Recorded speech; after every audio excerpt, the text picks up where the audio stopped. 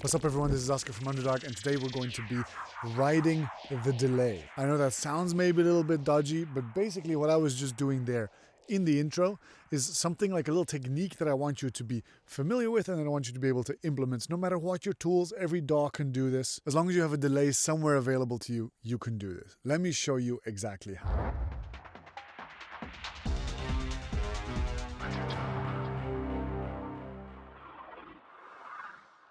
Here's an example of what we're trying to achieve. There was one in the intro, but here's another.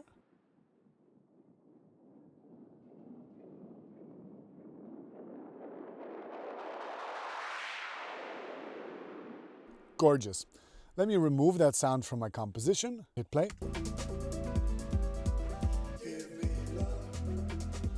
So, let's say I want to generate a new idea, a new feedback delay like that, right? Let me take any element, for example, the core drums. It's a good element to take. And we're going to take any delay unit that you might have. Right? You take the delay unit. And so we're going to have to adjust a few things on here. First, we're going to go fully wet. Just fully wet, no dry signal. And then, remember this feedback, you can turn it down or up. And if you go all the way up, you create this loop where it's like an infinite sound, right? It can get a bit loud sometimes, so be careful for your ears, or put a limiter behind there so that it just can't build up too far in volume. But even now I've stopped the playback, see how long it moves? And if I then change the speed, you see how it affects the pitch of the sound?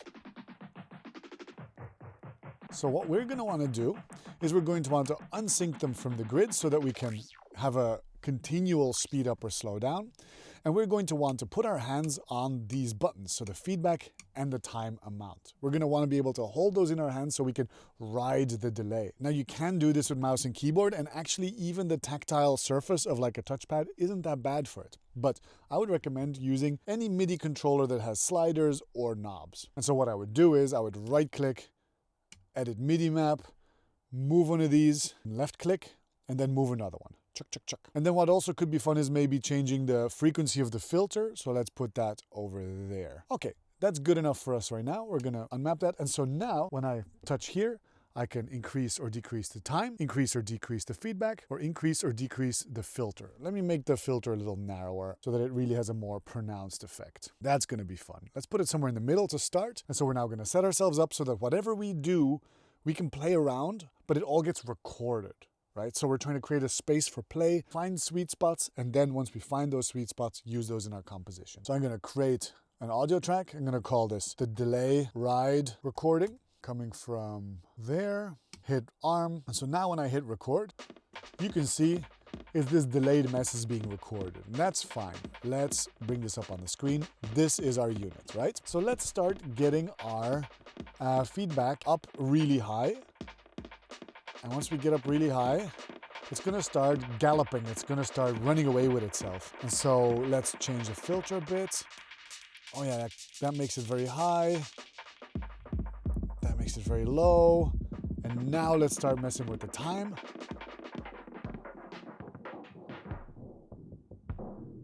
That's a fun effect for a transition or a turnaround. And now let's keep it going.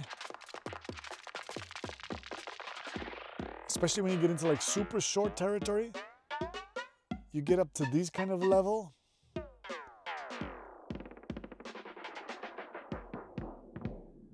That's a great start. That's a great start. Now let's try and find a delay that can go above 90% with its feedback. Let's find one that can go above 100% even. Can Echo do it? Yeah, look at that. Echo can go to 150%. Let's map that. Edit MIDI map, chuck chuck. Edit the time. And let's not even worry about any of the other parameters. That's fine for now. Oh, look at that visual. That visual is pretty cool. So we just hit record. Okay. Instant craziness.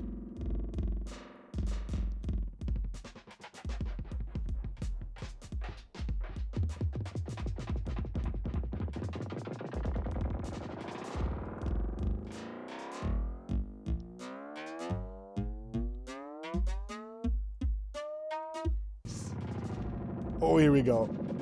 Yes. Yes. Fun. fun. Let's keep bringing up the feedback even further.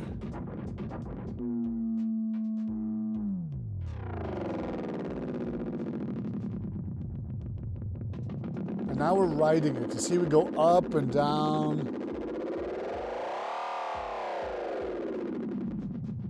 All right, that was wicked. And so you noticed probably that the whole time I was like brightly in the red with that.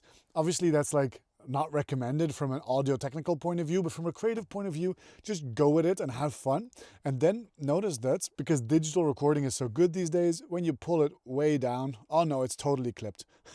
It's totally clipped. I thought there might still be something there in terms of transients, nothing.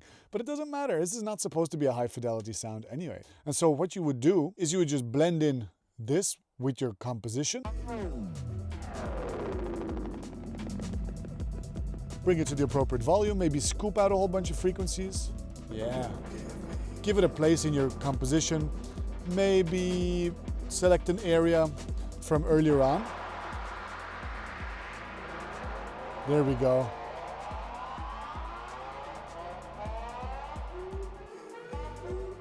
It's very goofy. But you can imagine that you can get some pretty gnarly effects with this, right? And you don't need to place it as prominently in your mix as I have. You can just like tail it off a little bit, use little bits of it, put it through another delay, put it through all sorts of weird processing. DJ Koze is one producer who comes to mind who uses this all the time. And yeah, if it was for your own production, you might want to spend a bit more time playing around and trying to find sweet spots. I'm just trying to share the concept with you. And now one place where you can use this for great effects is if you decide that at a certain point of your song, maybe this effect is just necessary or most juicy as a committed turnaround, as a very strong turnaround. In my foundations course, I talk about turnarounds and about committed turnarounds. And a committed turnaround is basically at the end of a section of maybe 16 bars, and a section like this, where you just take the end and you let everything disintegrate into like a messy chaos. So how would you do that if you wanted to make everything disintegrate into a messy chaos? Well, you would set up this system on a return channel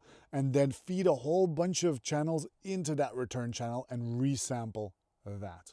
So if this is my composition, I might be like, maybe I want everything except the drums to go in there. That could be fun, right?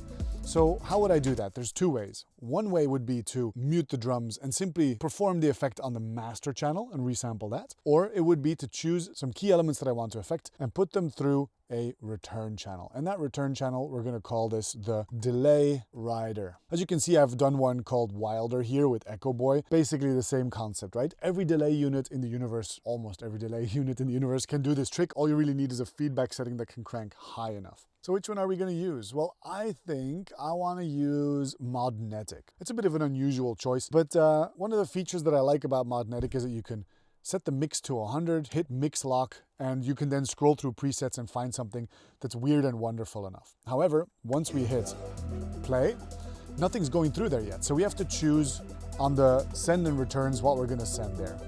And so I have to make a few decisions. I don't want the hi-hats, for example. Let me find the melodic parts. This and this. There's this synthesizer. And there's this synthesizer. So let's send them to the D, and maybe that's it for now.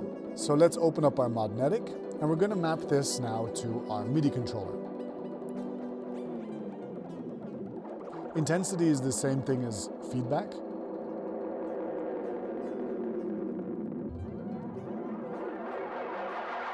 That's fun, and I didn't even go through any of the presets yet.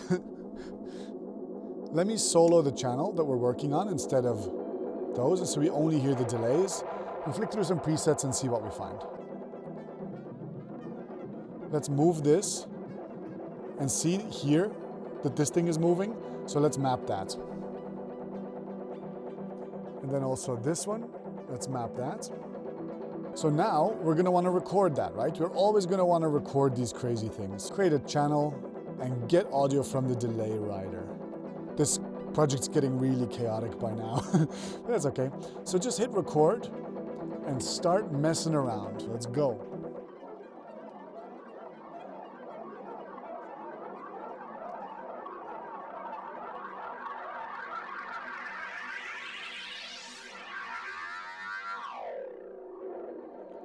So our objective here is to create a situation where the sound really falls apart towards the transition between sections, right?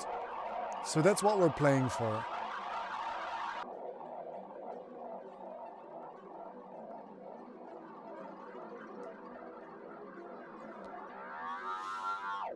Okay, let's stop that there. I feel like how it worked towards the turnarounds worked pretty well.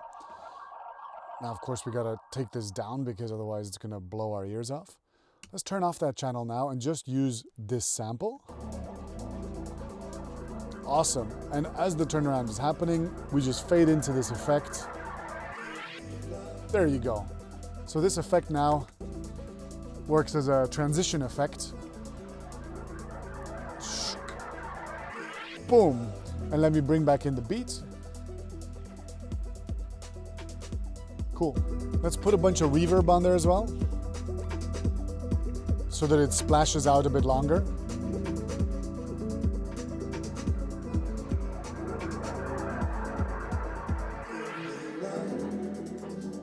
There you go. That's one idea for a transition, and you can make a whole bunch of these so that every section has a bit of a unique transition. I created one earlier which I called this crazy delay. Let me show you how this section flows with that information.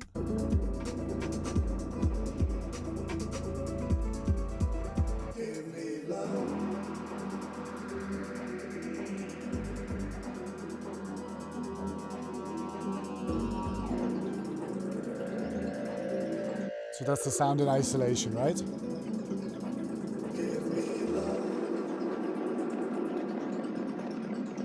Everything falls apart, deconstruct the energy.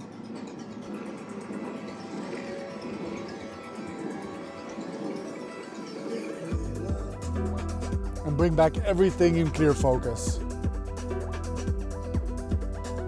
So delay ride, pretty cool technique, definitely something worth checking out. If you have a MIDI controller of any kind, just map the knobs to a couple of really weird effects, resample yourself playing with it like that, and then drop that in as a sample, mix it into your song because it's probably going to be a pretty rowdy and really weird sound, so you might need to cut some of the low end, might need to get some of the dynamics under control, see if the sound is even recognizable when it clips so hard like here. But it's meant to be a sound that deconstructs the energy of your track a bit, makes everything a bit more chaotic and harder to recognize. And now it's your turn to leave me a sneaky little comment below to help me boost the algorithm. Like the video, subscribe, hit the little bell icon. I never say hit the little bell icon, do I? Yeah, well, in this case, hit the little bell icon. Check out one of the Underdog courses, especially the foundation courses on my website. It's where I teach some of this stuff in more complete terms. And until next time, stay producing, be good to each other, and take care. Bye-bye.